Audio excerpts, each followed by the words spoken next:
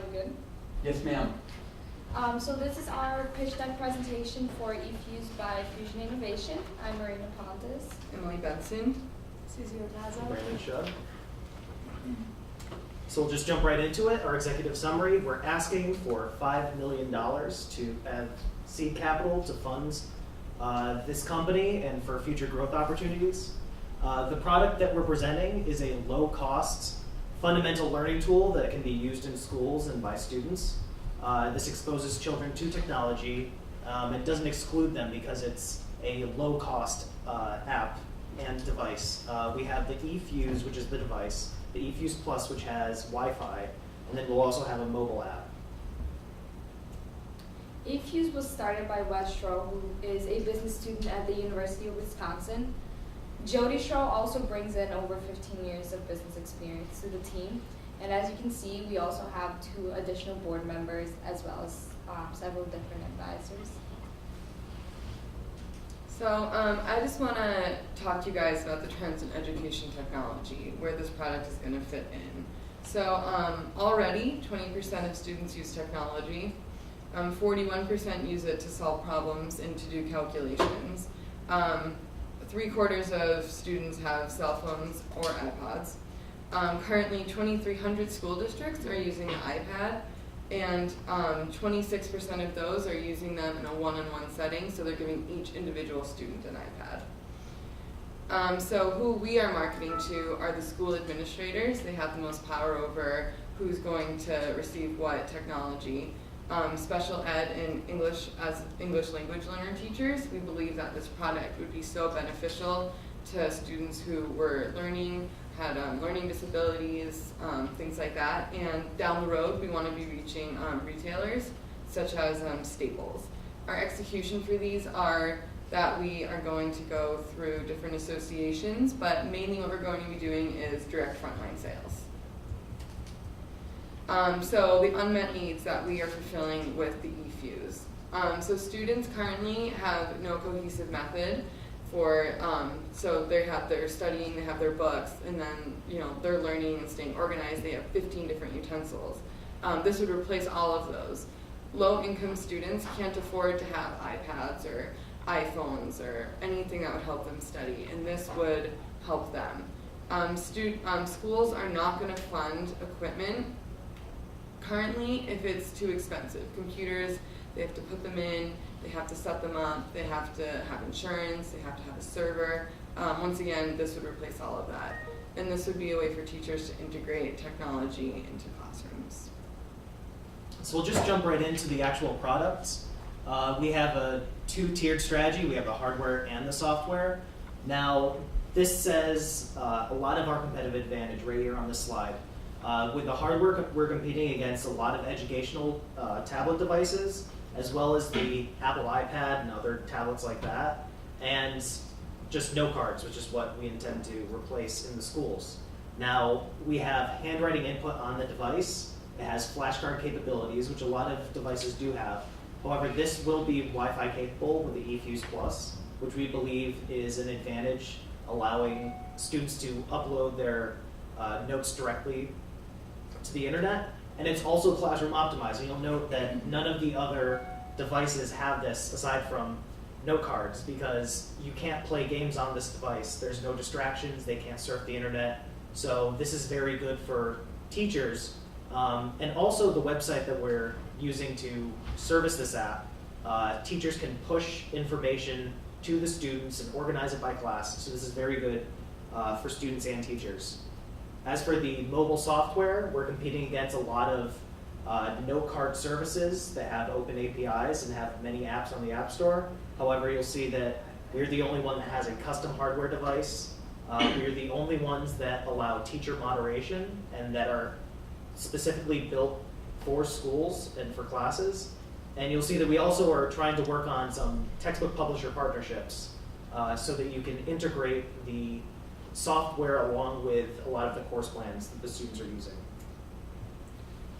This shows the different networking skills that Wes has developed with some of the different schools that he has been to. So as you can see, a lot of the schools has already agreed to, they have shown interest and agreed to pilot the product. which definitely shows initiative out of his part, and we do believe that we would have the same success to the other in the other states we went to. All right, so here's the stab at our financials. We went off of Jody's P&L that she started us off with, and this is just the basic income statement. It's a lot more consolidated than what she gave us. The changes that are in here are additions to SG&A. We looked into more research into how exactly we're going to be hiring the college force. That upped our costs a little bit, as well as the salary for the software exec that they want to hire in the future. Also, we included costs of warehouse storage, packaging, shipping, and the app development, which Jody said were not included at all. The assumptions that we made were a straight line depreciation of 20% a year, assuming its useful time of 5 years. We're assuming that they don't have any loans, so there are no interest expenses. Also, the tax rates change from year to year based on their earning taxable income. We want to just really stress the fact that the app development costs are included. However, we didn't project sales for the apps because we just didn't think we would give you a valuable number for the sales projections, but we know that the revenues can only go up from there, and we're still profitable, including the expenses of the app development, even without the app sales included.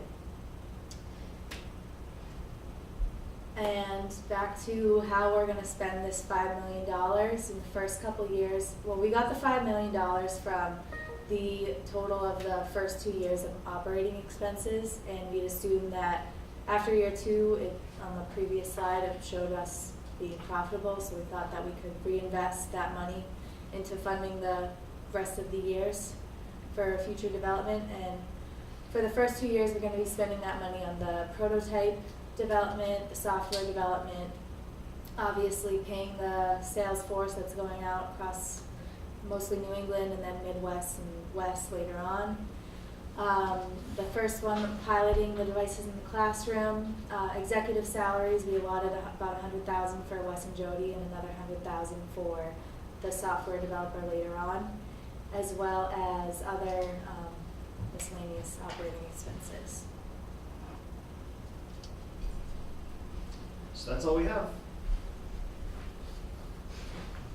I don't think I've ever funded anyone who ended with, so that's all we have. But that is what you have. So I think actually,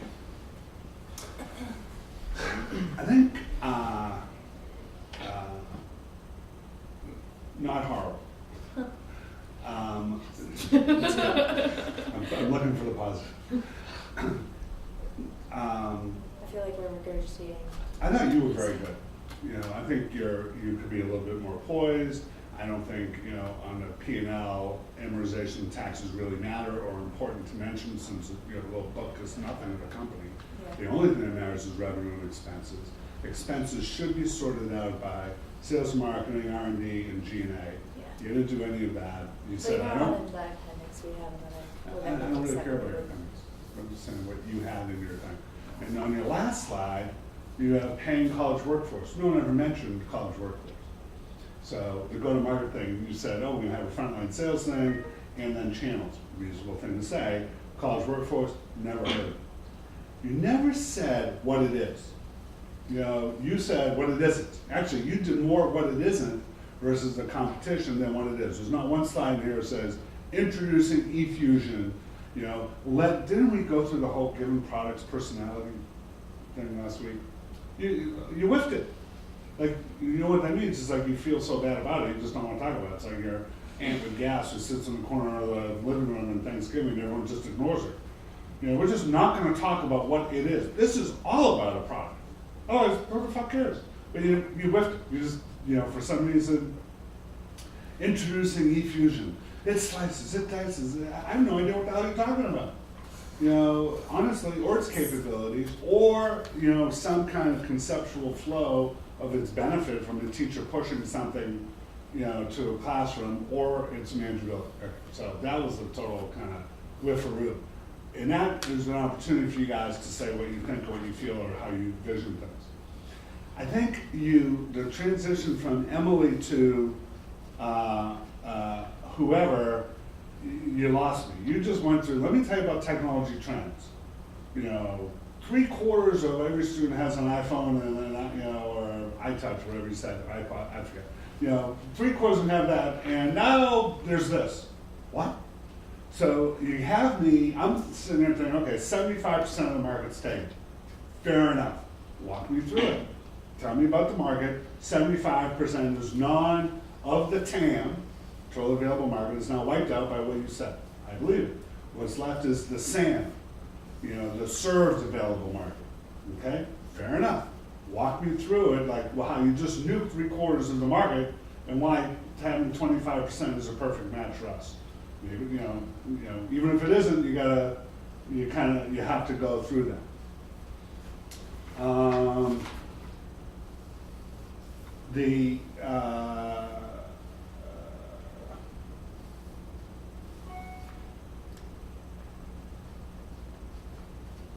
Lucky for you, I can't read my writing.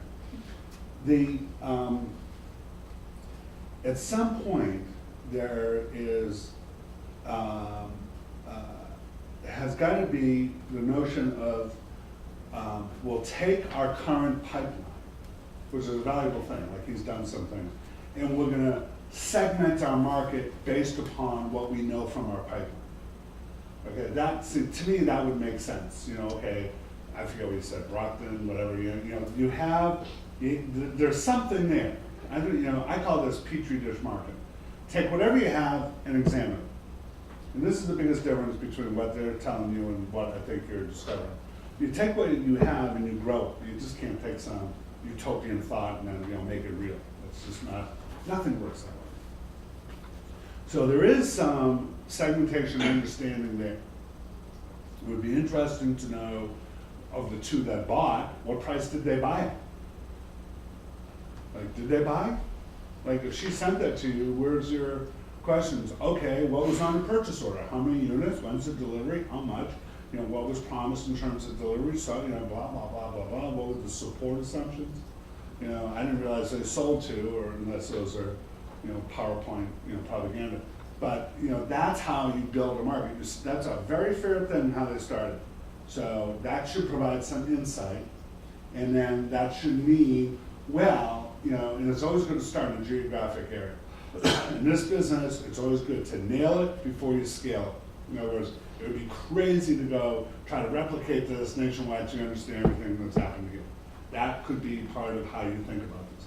If it looked like all of that was New England based, fair enough. It wasn't. Tewksbury, New England. Madison. Okay, let's see. Madison and Wisconsin. Everett spelled wrong.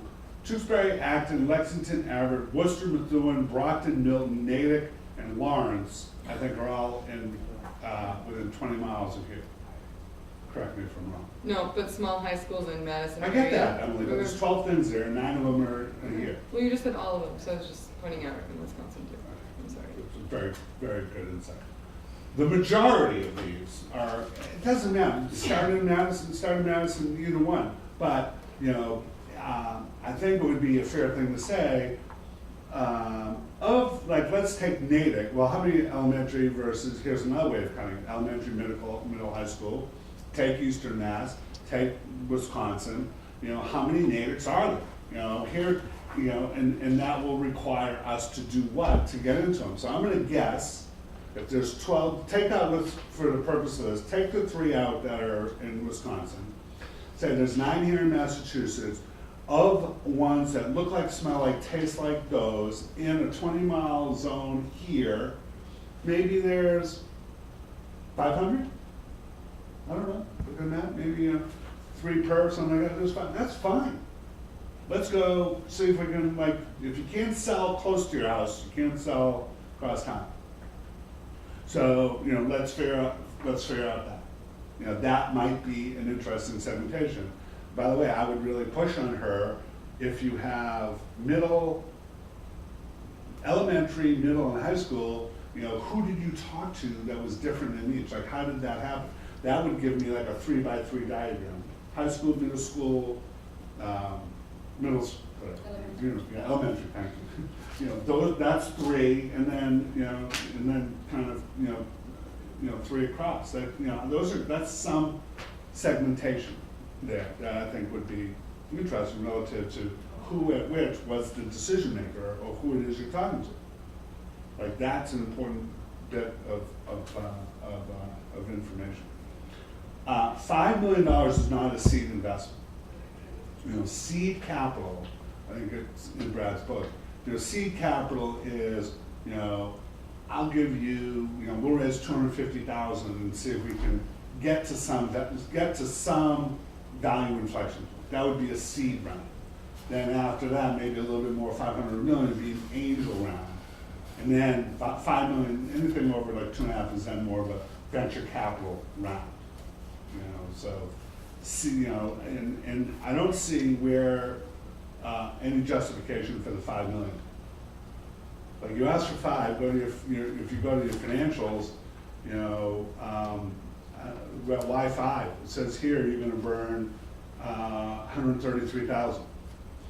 So why would you ask for 5 million? I just did the first 2 years operating expenses. Oh, so okay. And it was a little, Okay. it was like 4.6 million. Fair enough. When you went positive. No. What she's saying is she called bullshit on the revenue, Yep. that she doesn't believe it. And Yep. came up with a capital raise of the operating expenses, which, by the way, directionally is a very, very good thing to do. I can tell you, like at Lazard, in our formal investment memo shared within the bank, we had this thing called BSQs on revenue and bookings, and BSQ stands for bullshit quotient. And the minimum BSQ you could put in any deal that gets funding was 25%. I'm just saying, this is how we analyze deals. These guys would be in, and we'd send this stuff.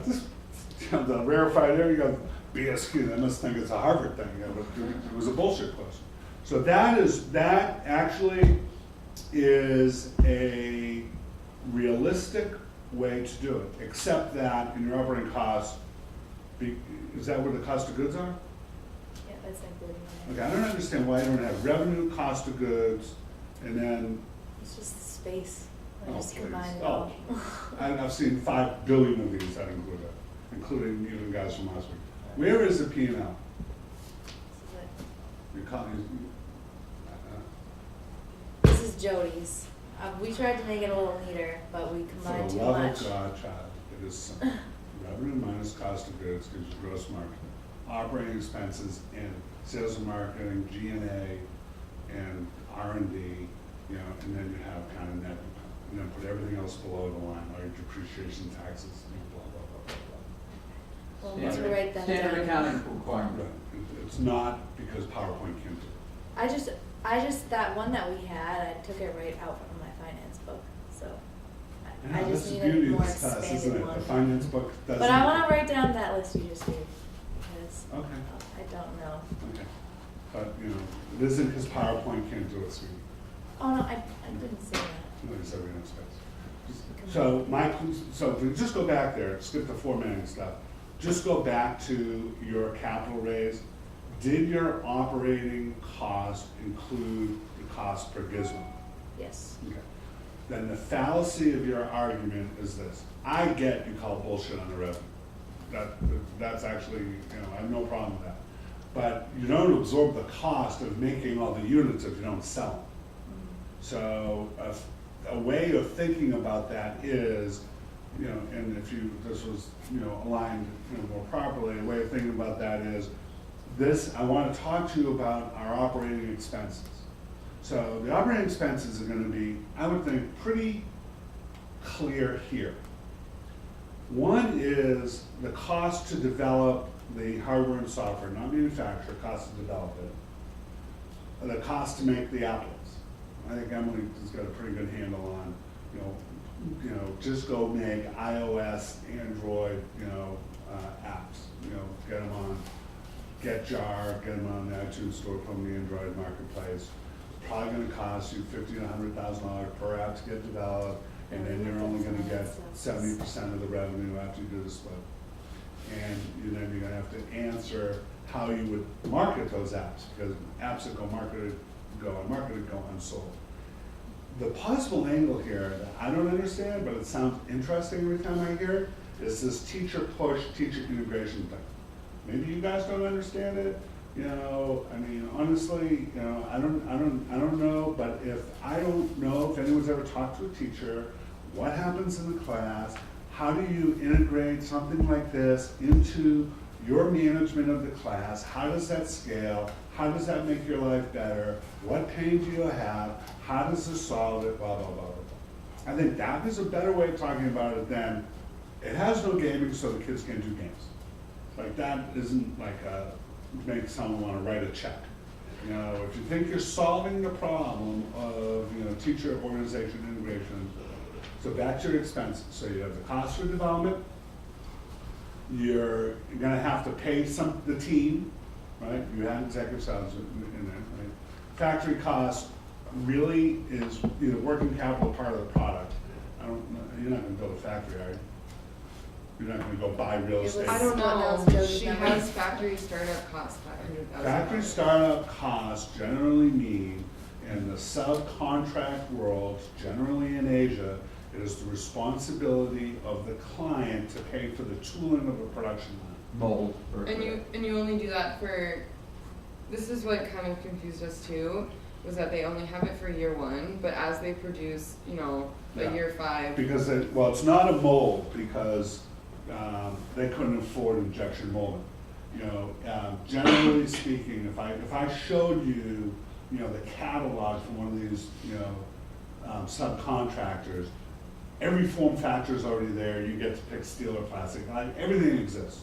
I'm telling you, it's an amazing world out there. You know, custom molding would be if we were making a Fitbit or we're making like a real consumer product, we would go put in that case, it would probably be $500,000 to $3 million of injection molding. We'd have to go to an industrial design shop. Anyone ever hear of a company called Frog Design or IDEA? Worth looking at in your free time. Best industrial design shops in the history of mankind. idea. You know, IDEA's right up the street. Frog Design did all the Apple stuff. You know, that's a whole different world. This is just, you know, you're paying the factory to kind of, you know, give, and I don't think it's really valuable right now for you guys to learn all that. You know, so I would wing it, you know, I could teach about it, but since the hardware is a bad idea, let's just have reasonable sets of assumptions. So you're gonna have your cost to get your stuff developed, right? You're gonna have to spend some money, hopefully in-house on this management integration platform that you talk about. That doesn't happen for nothing. And by the way, that's gonna have APIs on both sides of it, right? Because probably schools have Blackboard or, you know, or some other technology thing, but that's worth exploring. So you're gonna have that, and then you're gonna have, if you wanna go to market through a college workforce, fine, fair enough. Just state it somewhere in here, here's how we're gonna go to market. Never, ever, ever, ever, ever, ever have your last slide mention something that wasn't mentioned during the presentation. Otherwise, it's you know, that's not good. Confusing.